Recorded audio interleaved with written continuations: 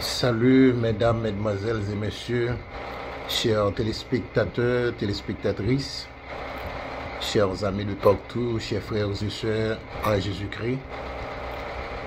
Une cordiale bienvenue à notre émission de ce soir intitulée Psychothérapie spirituelle, qui entre chez vous sans vous demander la permission, juste pour vous apporter le pain spirituel qui est la parole de Dieu.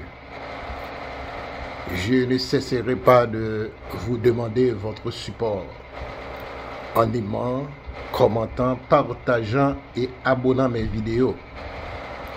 En tant que vidéaste, je ne pourrai pas continuer à être sur les réseaux sociaux sans vous.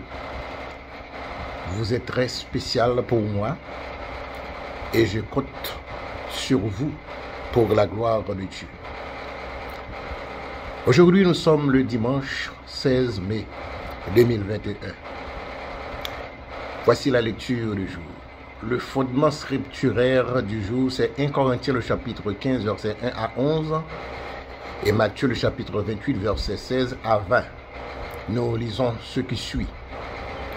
1 Corinthiens le chapitre 15, verset 1 à 11. Je vous rappelle, frères, l'évangile que je vous ai annoncé, que vous avez reçu, dans lequel vous avez persévéré, et par lequel vous êtes sauvés. Si vous le recevez tel que je vous l'ai annoncé, autrement, vous auriez cru en vain. Je vous ai enseigné avant tout, comme je vous l'avais aussi reçu, que Christ est mort pour vos péchés, selon les Écritures, qu'il avait été enseveli et qu'il est ressuscité le troisième jour, selon les Écritures, et qu'il est apparu à Céphas, puis aux 12. Ensuite, il est apparu à plus de 500 frères à la fois, dont la plupart sont encore vivants et dont quelques-uns sont morts. Ensuite, il est apparu à moi, à Jacques, puis à tous les apôtres. Après eux tous, il m'est apparu aussi à moi, comme à l'avorton, car je suis le moindre des apôtres. Je ne suis pas digne d'être rappelé apôtre, parce que j'ai percé l'église de Dieu. Par la grâce de Dieu, je suis ce que je suis. Sa grâce envers moi n'a été en vain. Non, n'a pas été vaine de préférence. Loin de là. J'ai travaillé plus que tous. Non pas moi toutefois, mais la grâce de Dieu qui est avec moi. Ainsi donc, que ce soit moi, que ce soit eux, voilà ce que nous prêchons. Et c'est ce que vous avez cru. Matthieu, le chapitre 28, verset 16 à 20. Les 11 disciples allèrent en Galilée sur la montagne que Jésus leur avait désignée. Quand ils le virent, ils se prosternèrent devant lui, mais quelques-uns d'autres eurent des doutes. Jésus s'étant approché, leur parla ainsi. Tout pouvoir m'a été donné dans le ciel et sur la terre. Allez, faites de toutes les nations les disciples, les baptisant au nom du Père, du Fils et du Saint-Esprit. Et enseignez-leur à observer tout ce que je vous ai prescrit. Et voici, je suis avec vous tous les jours jusqu'à la fin du monde. Amen et Amen. Le thème de l'exposé du jour, c'est « L'humanité est assoiffée de Christ. Qui en ira-t-il » L'humanité est assoiffée de Christ. Qui en ira-t-il? L'objectif de l'exposé du jour, apprendre aux chrétiens comment s'engager à évangéliser et christianiser le monde entier. Car c'est un commandement de Christ. Pas d'assortir. Il faut qu'on y aille. L'introduction de l'exposé du jour, il n'y a pas de théologie chrétienne valable sans la croix de Christ. car la foi est le symbole principal de la foi chrétienne de cette croix.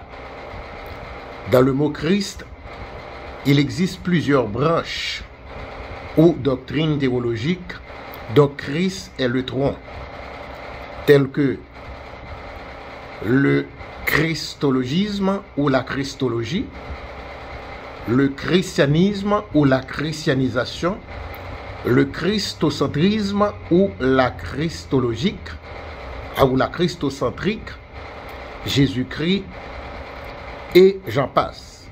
Mais aujourd'hui, nous allons apprendre ensemble c'est quoi le christianisme. Avant d'entrer d'emblée dans le sujet du jour, laissez-moi vous faire un petit rappel de ce qu'on a déjà étudié ensemble. Un rappel de ce qu'on a déjà vu ensemble. Le mois passé, nous avons beaucoup appris de la première branche qui était la christologie, qui avait pour définition: la christologie est une étude qui, dans la théologie dogmatique, a pour l'objectif d'identifier la personne, la doctrine et l'œuvre du Christ dans la théologie, dans sa théologie descendante ou d'en bas, spécifiquement dans le Nouveau Testament selon l'évangile de Luc, chapitre 2, le verset 11. Il dit: c'est qu'aujourd'hui, dans la ville de David, il vous est né un sauveur qui est le Christ, le Seigneur. C'est la christologie descendante ou d'en bas. Et dans la christologie d'en haut ou ascendante, une mission a été parfaitement parachevée par le Seigneur Jésus-Christ lors de son ministère terrestre. Mission accomplie et paix retrouvée chez tous les siens. Luc 23, verset 46. Jésus poussa un grand cri: Père, je remets mon esprit entre tes mains.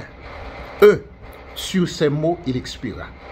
D'où, par conséquent, la vraie personne ou la nature de Christ a été révélée par l'apôtre Pierre dans Matthieu le chapitre 16, verset 16, où il déclara: Simon-Pierre répondit: Tu es le Christ, le Fils du Dieu vivant.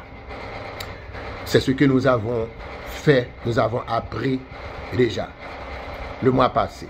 Mais ce que nous aurons à parler aujourd'hui. Mais en ce moment, nous allons parler du christianisme ou la christianisation. Littéralement, le verbe dérivé est christianiser. Ce qui veut dire le verbe dérivé de christianisation, c'est christianiser. Ce qui veut dire embrasser le christianisme par la conversion, se convertir au christianisme ou devenir un membre dans le corps de Christ. S'imprégner d'idées de Christ. S'imprégner veut dire se présenter, se pénétrer très profondément en Christ, à avoir les sentiments spirituels du christianisme. L'adjectif est christianisant ou christianisante. Je veux parler de ceux et celles qui deviennent chrétiennes ou chrétiens, qui entrent dans la famille de Christ, qui entendent l'enseignement et pratiquent le christianisme. Le christianisme, la christianisation est l'action ou le fait de se rendre et de devenir chrétien. En ce sens, puisqu'on est chrétien ou chrétienne en Jésus-Christ, je vous conseille à ne pas utiliser le terme christianiste.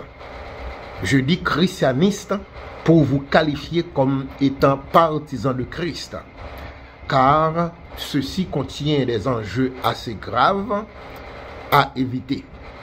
Parce que la théologie évangélique chrétienne dans son ensemble ne supporte pas ce terme, mais on peut utiliser de préférence les termes comme christianisante, christianisant, chrétienne, chrétien, pour vous qualifier comme étant les partisans du christianisme. Vous pouvez le consulter aussi si vous êtes des hommes et des femmes de recherche, surtout dans les domaines de l'éducation. Voici la synthèse du jour. Nous allons parler premièrement d'un aperçu définitif du christianisme.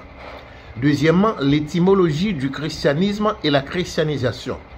Troisièmement, comment définir le terme du christianisme. Quatrièmement, la résurrection de Christ est la base centrale de la prédication du christianisme. 1 Corinthiens 15, versets 1 à 11. Cinquièmement, un mandat reçu par le roi pour la grande commission. Matthieu 28, versets 16 à 20.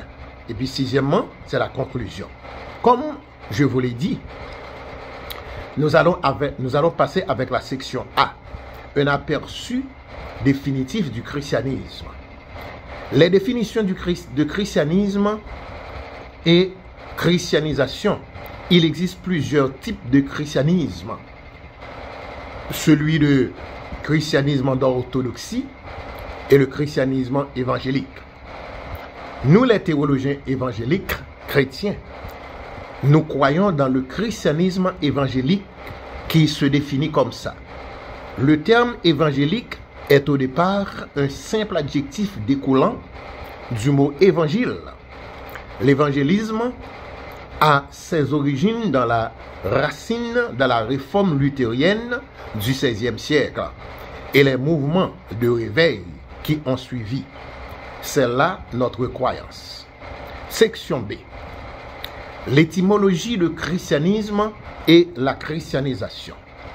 Le suffixe isme, ce qui veut dire isme, dans certains mots a pour rôle de doctrine. Un isme est un concept, le plus souvent idéologique, c'est-à-dire un système prédéfini, etc., dont le nom se termine par le suffixe isme pour déterminer une doctrine et d'autres concepts. Les ismes dans les mots révèlent de champs aussi vastes comme une science, un art, une économie ou une philosophie. Ce suffixe a été formé à la racine grecque et latine. Il sert en latin scientifique, religieux ou philosophique, juste à construire une formule de certains mots, de certains noms masculins, mais jamais féminins, qui indiquent une croyance, une doctrine, une qualité, une particularité ou une maladie. Le suffixe isme vient du grec ancien ismos ou ismos. Écoutez bien ce que je prononce, ismos ou ismos. Voilà la raison pour laquelle on peut dire christianisme ou christianiste, ou christianisme, pardon. On peut dire christianisme ou christianisme. C'est le mot grec, c'est le terme grec qui nous donne l'autorisation de prononcer les mots en isme comme ça, qui a donné le suffixe latin ismos. Ismos en latin. En latin, ismus. En latin, ismus. L'isme est utilisé pour former un nom qui correspond à une qualité ou ce qui était constaté comme une doctrine, un dogme, une idéologie ou théorie, qu'elle soit religieuse, politique ou scientifique. Par exemple, communisme, libéralisme, hédonisme, darwinisme, christianisme, islamisme, royalisme, judaïsme, bouddhisme, laoïsme, etc. Ce sont des mots terminés par isme qui ont des objectifs différents. Christus est un terme ecclésial qui signifie Christ en latin, comme invoqué par les expressions latines suivantes. Christus vincit, Christus regna, Christus impera, qui sont des acclamations carolingiennes ou des cris d'enthousiasme collectif en faveur de quelqu'un, c'est-à-dire les paroles Charles Marcel et de son fils et de son petit-fils Charlemagne dans les années 742 à 814 à l'honneur du Christ. Sola gratia, sola fide, sola scriptura, solus Christus est la devise de la réforme protestante, également appelée la réforme, amorcée au XVIe siècle est une volonté d'un retour aux sources du christianisme. Écoutez, je vous ai dit, ce sont les expressions latines. Christus est une revue de spiritualité ignatienne, dérivée de Ignace, l'un des pères de l'Église, fondé et dirigé par des jésuites français. Christus triumphans, Christus patience et Christus dolens est une représentation artistique du Christ en croix en paix dans l'art chrétien, est devenu un thème majeur de l'art occidental ainsi qu'en Europe orientale. Christus est un oratorio de Franz Liszt, de 1811 à 1886, est une œuvre lyrique, musicale et dramatique, ce qui a caractère théâtral par la voix soliste en chœur avec son orchestre. Christus est un mystère en un prélude et en 3 oratorios de Félix Draeseke, terminé en 1912. Félix Auguste Bernard Draeseke est compositeur et pédagogue allemand qui joue et chante le mystère du Christ. Finalement, Christus est un film italien de Giulio.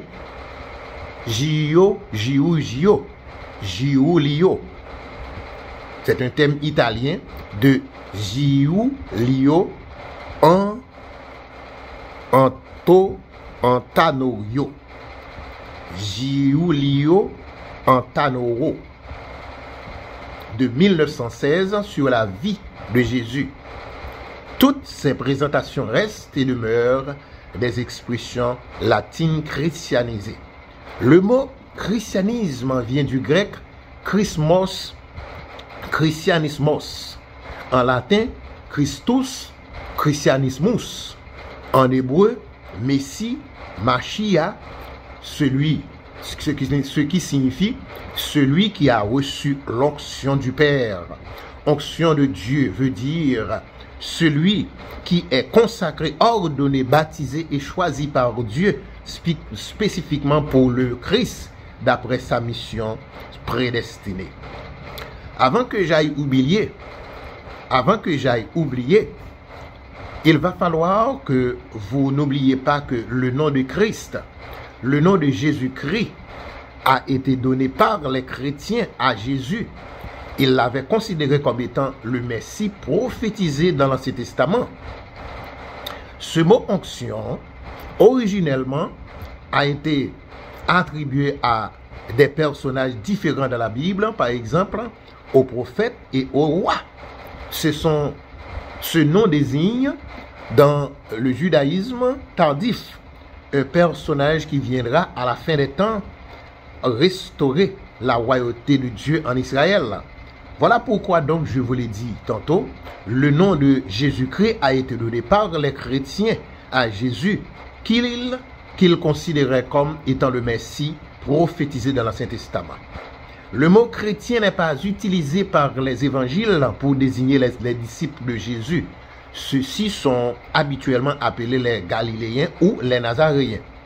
C'est bien le livre des Actes des Apôtres qui indique que le nom chrétien est le dérivé de Christ, signifiant les partisans de Christ, fut attribué aux disciples de Jésus-Christ de Nazareth à Antioche en Syrie, antique appelée aujourd'hui actuelle Turquie, qui était à l'époque une ville de langue grecque.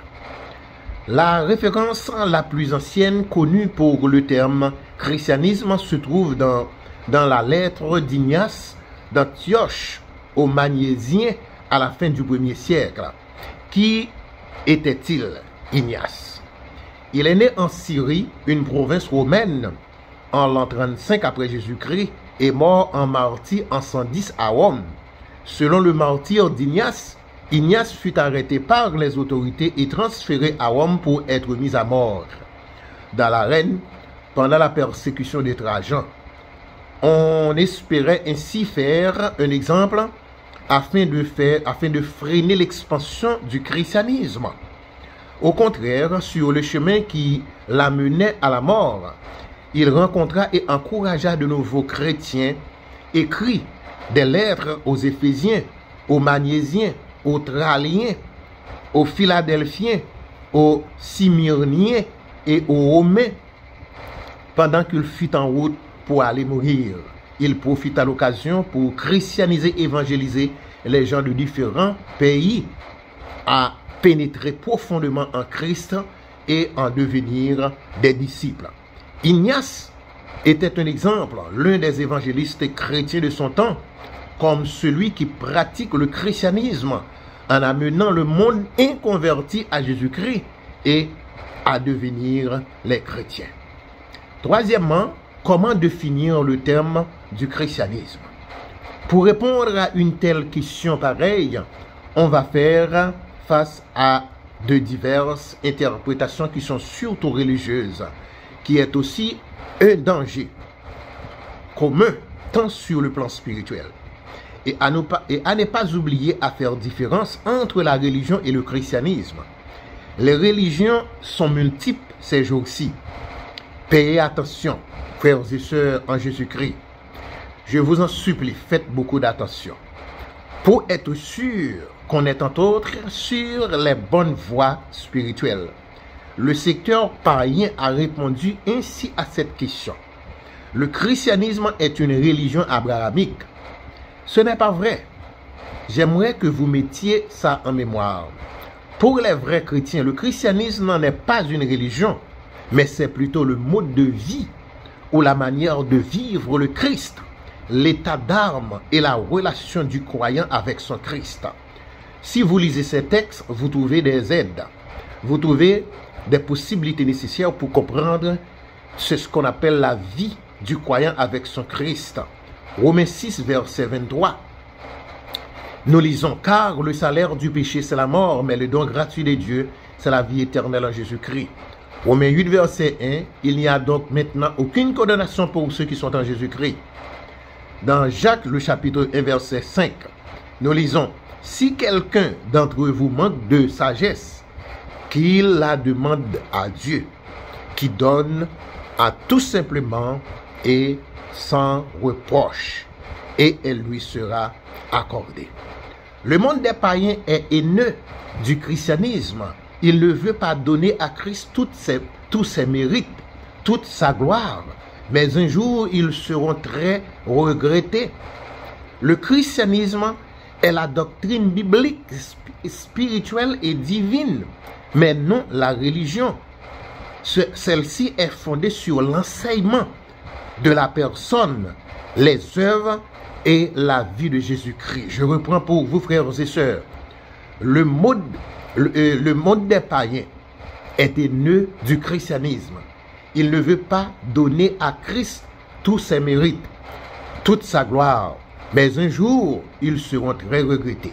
Écoutez, le christianisme est la doctrine biblique, spirituelle et divine, fondée sur l'enseignement, 1, sur la personne, 2, sur les œuvres, 3, et sur la vie de Jésus-Christ, mais non une religion. D'après les interprétations néo-testamentaires, il s'agit d'une doctrine de salut que Jésus-Christ seul est qualifié comme étant le Messie annoncé par les prophètes de l'Ancien Testament pour sauver quiconque vient à lui, sans préjuger de race, de couleur, de rang social, même ceux des religieux, les religieuses, les religionnistes qui se sont égarés et affolés pour la religion de ce monde. Christ veut tous les sauver parce qu'ils vivent dans l'ignorance. Actes des Apôtres, le chapitre 17, verset 30 à 31. Écoutez ceci. Dieu, sans tenir compte des temps d'ignorance, annonce maintenant à tous les hommes en tout lieu qu'ils aient à se repentir. Parce qu'il a fixé un jour où il jugera le monde selon la justice, par l'homme qu'il a désigné, ce dont il a donné à tous une preuve certaine en le ressuscitant des morts. L'enseignement sur la foi dans la résurrection de Jésus est au cœur du christianisme. L'enseignement, frères et sœurs, sur la foi dans la résurrection de Jésus-Christ est au cœur du christianisme, car elle signifie le début d'un espoir d'une éternité qui libère de tout mal. Le christianisme a fait son chemin depuis les périodes du 1er siècle, où il a pris naissance à travers les premières communautés chrétiennes, par exemple en Terre Sainte, Jérusalem, dans les grandes villes de la diaspora juive, telles que Rome, Éphèse, Antioche et Alexandrie. Terre Sainte en théologie veut dire Jérusalem.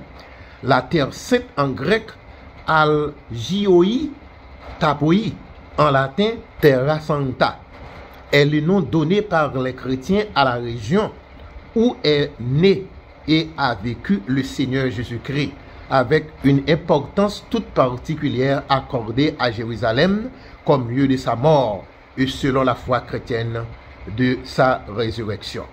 Si le christianisme a pris naissance au 1er siècle de notre ère, c'est-à-dire le 1er siècle commence le 1er janvier de l'an 1 à 31 décembre l'an 100, car il n'existe pas l'an 0 dans le calendrier grégorien ni dans le calendrier julien. Le 2e siècle commence le 1er janvier 101 puisque 1 plus 100 égale 101, ainsi de suite jusqu'au 21e siècle, qui commence le 1er janvier 2001. 2001 égale 1 plus 20 multiplié par 100 égale 2001. En français, les numéros des siècles se notent habituellement en chiffres romains. Quatrièmement, la résurrection de Christ est la base centrale de la prédication du christianisme. 1 Corinthiens le chapitre 15 verset 1 à 11. On peut constater ici l'apôtre Paul comme évangéliste, un chrétien, un partisan du Christ, un enseignant, un prédicateur du christianisme. Dans ses lettres aux Corinthiens, du verset 1 à 58 de ce chapitre, l'exposé théologique le plus complet de toute la Bible sur la résurrection de Christ. Il explique la résurrection de Jésus-Christ et celle des croyants telles qu'elles sont révélées dans les évangiles. Mais du verset 1 à 11, la lecture préférée du jour, nous constatons au début de son enseignement sur la résurrection des croyants à l'église Corinthe, Paul passe en revue les preuves de la résurrection de Jésus. Première preuve, bien sûr, Paul donne 5 preuves. Première preuve, l'Église. L'Église, verset 1 à 2. Deuxième preuve, les Écritures, verset 3 à 4. Troisième preuve, les témoins oculaires, verset 5 à 7. Quatrième preuve, l'apôtre lui-même, et verset 8 à 10. Cinquième preuve, la concordance du message, verset 11, c'est-à-dire concordance, l'accord du message, l'adéquation du message, la correspondance, la comptabilité, la compatibilité et la conformité de message théologique accordé comme celui de l'apôtre Paul dans ce chapitre. Dans les versets 1 à 2, nous trouvons les expressions annoncer, vécu, persévérer. Il ne s'agissait pas d'un nouveau message. Paul qui s'adressait à l'église Corinthe, selon versets 1 à 2. Les Corinthiens, ils avaient en effet déjà entendu parler de la résurrection. Ils y avaient cru et avaient été déjà sauvés par la foi en elle.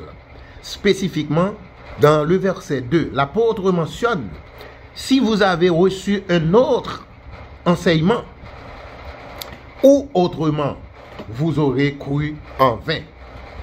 En faisant cette remarque préliminaire, Paul se montre conscient d'un fait sur lequel il attire leur attention. Quelques-uns d'entre eux ne possédait peut-être qu'une foi superficielle qui ne conduisait pas au Christ, au salut, selon Matthieu 7, verset 13 verset à 14, et puis verset 22 à 27. Certains croyant à la manière des démons, Jacques 2, verset 29, ils étaient convaincus que l'évangile était vrai, mais ils n'avaient aucun amour pour Dieu, pour Christ et la justice de Dieu. Les vrais croyants retiennent l'évangile à cœur, selon Jean le chapitre 8, verset 31, et 2 Corinthiens 13, verset 5. C'était la première preuve qui est l'Église. Dans les versets 3 à 4, c'est la deuxième preuve qui est les Écritures, l'expression selon les Écritures. L'Ancien Testament annonçait déjà la souffrance et la résurrection de Christ, selon Luc 24, versets 25 à 27. Acte 2, versets 25 à 31, vous pouvez les lire si vous voulez, etc. Jésus, Pierre et Paul sont envoyés à des passages de l'Ancien Testament, comme Psaume 18, versets 8 à 11, verset 22 aussi. Ésaïe 53 à propos de l'œuvre de Christ, ou le christianisme, c'était l'enseignement de la deuxième preuve sur les Écritures. Dans les versets 5 à 7, les rapports des témoins oculaires a été inclus dans le Nouveau Testament pour étayer, soutenir, fonder et établir la réalité de la résurrection de Christ. Ces témoins étaient divisés en plusieurs catégories. Première catégorie, on trouvait Jean et Pierre ensemble, selon Jean chapitre 20, versets 19 à 20, et peut-être alors une première fois, chacun séparément, selon Luc 24, verset 30. Deuxième catégorie, les 12, Jean 20, verset 19 à 20. Troisième catégorie, les 500 frères, dont il est question seulement dans ce passage, qui avaient tous vu Christ ensemble, selon Matthieu 28, verset 9, et Matthieu 16, verset 9, etc. Quatrième catégorie, Christ est apparu à Jacques, l'un des deux apôtres qui portait ce nom fils Zébédée ou fils d'Alphée, selon Marc 3, le verset 17 à 18, ou le demi-frère du Seigneur et l'auteur de l'épître qui porte le nom aussi, à savoir Jacques, l'un des principaux responsables de l'église de Jérusalem, selon Actes des Apôtres chapitre 15, verset 13 à 21. Cinquième catégorie, les apôtres. Jean 20, verset 19 à 29. Tous les apôtres ont été les témoins de telles apparitions non spécifiées, qui ont eu lieu pendant 40 jours après la résurrection de Christ, selon Actes des Apôtres chapitre 1, verset 3. Et le professeur du christianisme continue ses enseignements pour expliquer et prouver aux chrétiens, dans les versets 8 à 9, son abaissement, sa bassesse et sa petitesse devant le Seigneur. Il a utilisé l'expression avortant comme sa qualification en tant qu'apôtre, ce qui veut dire Paul avait reçu le salut trop tard pour faire partie des 12 apôtres de Jésus-Christ. Christ avait déjà effectué son ascension lorsqu'il s'était converti sur le chemin de Damas, juste pour remplacer Judas Iscariote que les disciples essayaient en vain de remplacer par Matthias après l'ascension de Christ. Cependant, cette conversion a été faite dans une apparition miraculeuse selon Actes des Apôtres chapitre 9 verset 1 à 8 et chapitre 18 verset 9 à 19. Christ s'étant révélé à lui conformément au plan divin, il était devenu un apôtre sur le chemin de Damas. Il se plaçait auprès de tous les apôtres et se considérait lui-même comme le moindre des apôtres d'entre eux. Acte 9 verset 10. C'est le moindre, c'est le modèle d'un vrai leader du christianisme. Il n'était pas arrogant ni envieux, mais inspiré par le Saint-Esprit de Dieu, il défend son ministère. Dans les versets 10 à 11, il a déclaré « J'ai travaillé plus que tous ». Paul dépassait tous ceux qui sont mentionnés ici en termes de portée et longévité de son ministère. Jean a vécu plus longtemps que lui, mais il n'a pas eu un ministère d'aussi grande envergure que le sien. À présent, le monde a besoin des hommes comme Paul, Jean et autres, des prédicateurs, des évangélistes et des pasteurs professeurs pour enseigner aux autres. C'est pourquoi pour se croire le christianisme. Ésaïe, après avoir vu Dieu, il fut purifié de ses péchés. Le Seigneur dit, qui enverrai-je et qui marchera pour moi? Ésaïe, sans prendre du temps, répondit, Seigneur, me voici, envoie-moi. Il s'adonne au service de Dieu pour apporter la parole de Dieu au peuple rebelle d'Israël. Il s'engagea lui-même sans se forcer pour le service de Dieu. Et vous qui m'écoutez, que faites-vous pour le Seigneur comme sujet de reconnaissance pour tout ce qu'il a fait pour vous? Avez-vous une réponse? Si oui, continuez comme ça à dire oui à la voix du Seigneur. Mais si la réponse est non, je vous conseille de faire de même qu'Ésaïe, à vous offrir, à vous donner et à vous livrer vous-même au service de Christ. Et cinquièmement, et finalement, un mandat reçu par le roi qui est le Christ, qui viendra pour vous poser des questions très bientôt. Qu'avez-vous fait avec l'évangile? Qu'avez-vous fait avec le christianisme? Cinquièmement, un mandat reçu par le roi pour la grande commission, Matthieu 28, versets 16 à 20. Si vous soulignez dans le verset 16 l'expression « les 11 disciples », cela ne signifie pas que seuls les 11 étaient présents, les 11 disciples étaient présents, non. L'effet que certains eurent des doutes, le verset 17, surtout suggère fortement la présence d'autres disciples qui étaient sur place pour ces raisons. Il est possible que Christ ait choisi la Galilée pour plus d'espace pour rencontrer ses disciples parce que la plupart d'entre eux venaient de cette région. Le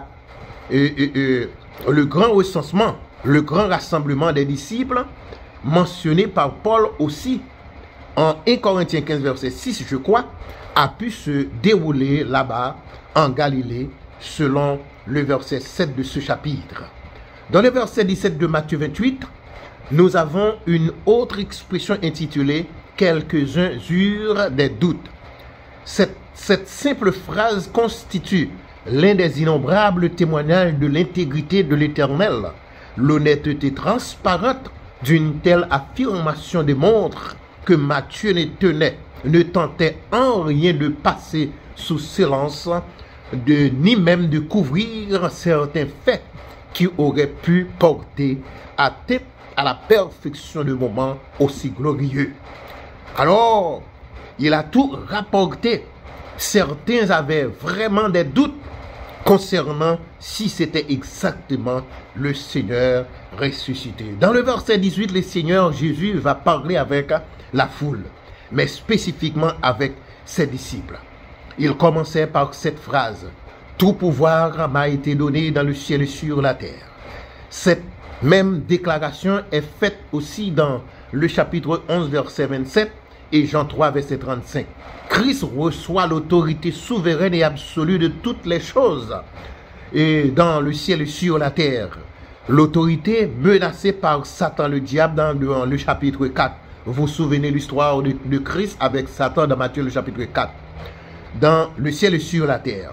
C'est la preuve incontestable de sa divinité. En d'autres mots, on peut dire le temps de son humiliation, ses mépris est terminé pour jamais et au siècle des siècles. Et Dieu l'a relevé au-dessus de tout. Après ces paroles célèbres, il a confié cette grande tâche spirituelle à ses disciples, qui est la grande commission d'aller partout dans le monde pour faire exactement ce que le christianisme réclame. Le verset 19 de ce chapitre nomme le commandement et l'ordre du Seigneur aux disciples. Allez et faites de toutes les nations des disciples. Les verbes sont à l'impératif, sont à la forme impérative. Les disciples furent envoyés pour faire de toutes les nations des disciples pour le Seigneur. en faisant devenir chrétiens. L'envergure, la dimension ou la longueur de leur mission était à la mesure de son autorité sans limite. Mais tout se fera au nom du Père, du Fils et du Saint-Esprit de Dieu. Cette formule spirituelle de la Trinité qui a pour thème de base chrétienne l'enseignement de la parole de Dieu aux nouveaux croyants. Et dans le verset 20, la parole de Dieu nous dit ceci: après avoir recueilli des âmes pour qu'elles deviennent des chrétiens, elles doivent passer à l'étape de disciples ou élèves pour recevoir l'enseignement de la parole de Dieu. Jésus leur dit: enseignez-leur à observer tout ce que je vous ai prescrit. Ce qui veut dire, l'enseignement décrit ici, c'était pas pour les non-convertis, les non-croyants, mais à de nouveaux convertis au christianisme. Parce que les non-croyants ne reçoivent pas l'enseignement de la parole de Dieu, ni le baptême non plus, parce qu'ils n'ont pas accès à la compréhension de la nouvelle naissance, et le Seigneur assure le travail des disciples. Et le Seigneur assure le travail des disciples par une promesse formelle, en leur disant: je suis avec vous tous les jours, jusqu'à la fin du monde. Cette phrase est un écho touchant du début de l'évangile de Matthieu par le mot Emmanuel qui signifie Dieu est avec nous, d'après Matthieu 1, verset 23. Est avec nous jusqu'à la fin du monde, c'est-à-dire jusqu'à son second retour corporel, en l'occurrence le royaume millénaire de Christ sur la terre. Pourquoi? Pour juger le monde et établir son royaume qui durera 1000 ans sur la terre. Quelle merveilleuse promesse pour nos frères et sœurs chrétiens, évangélistes, les pasteurs enseignants dans le travail du christianisme. Nous ne sommes pas seuls dans le travail. Le maître par excellence est avec nous tous les jours de notre carrière en tant que les ouvriers chrétiens qui luttent durement pour gagner des âmes, pour les faire devenir des chrétiens au christianisme. Un rappel à la christologie étudiée le mois passé.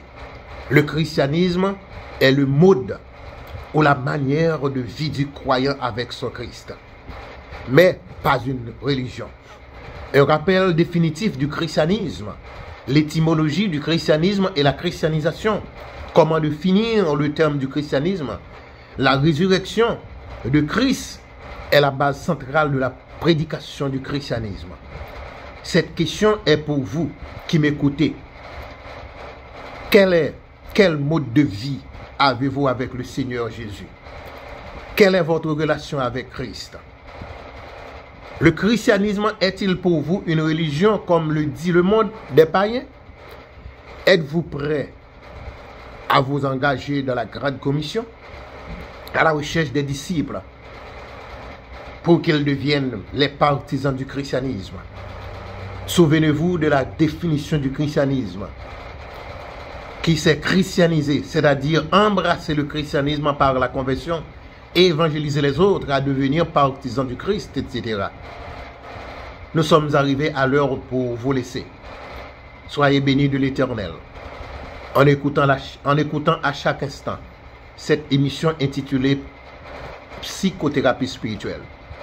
Nous vous donnons le prochain rendez-vous pour le dimanche qui sera le 23 mai 2021 pour une autre version de ce même message.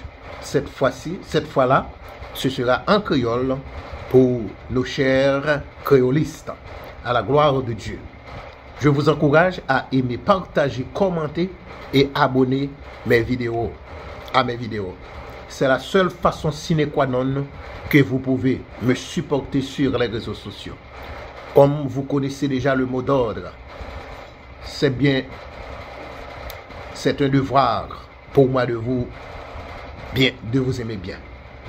C'est un devoir pour moi de vous aimer bien, très profondément dans mon cœur. Et n'oubliez pas que vous avez une place spéciale au tréfonds de mon corps, de mon cœur. Qu'il en soit ainsi pour vous, frères et sœurs dans le Seigneur. C'était pour vous servir, votre serviteur, l'infatigable, le Boulos Inassumérien, de l'émission Psychothérapie spirituelle. Merci beaucoup à vous tous. Et à la prochaine. Merci.